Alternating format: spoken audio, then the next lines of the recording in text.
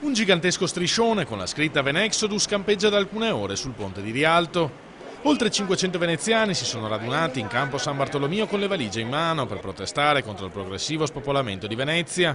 A chiamare a raccolta gli ultimi residenti sono ancora una volta i militanti di Venezia.com, da anni impegnati a sensibilizzare l'opinione pubblica su questo tema. Oggi i veneziani stanno manifestando il proprio diritto di vivere nella propria città.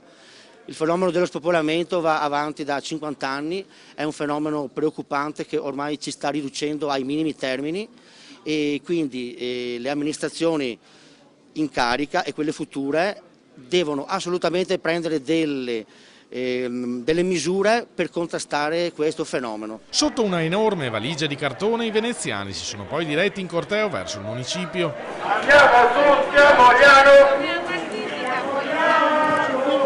Di fronte a Cafarsetti, la simbolica partenza del Doge su una gondola alla volta della terraferma, gli ultimi residenti della città sono pronti a seguirlo. Affrettatevi, l'arca per Mogliano sta per partire, l'arca numero 18 per Zelarino partirà fra mezz'ora. Si cerca di evocare un'immagine un po' da esodo, così da deportazione, ma questo sempre nello spirito goliardico che ha sempre contraddistinto le manifestazioni di Venezia.com. Vogliamo resistere, siamo veneziani, essere veneziani è qualcosa di più che essere cittadini vaghi di un comune di Venezia. Venezia è Venezia, se lo capirà qualcuno farà bene, se no glielo facciamo capire, però noi le valigie le portiamo simbolicamente, io voglio restare qua. C'è una sensazione di voler rinunciare, invece noi non abbiamo nessuna intenzione di rinunciare. Al corteo hanno partecipato anche alcuni assessori e consiglieri comunali, suscitando l'indignazione di una parte dei manifestanti. Hanno una faccia tosta incredibile, cercano di depotenziare la manifestazione e vorrebbero far credere che sono dalla parte del popolo, ma il popolo non è stupido.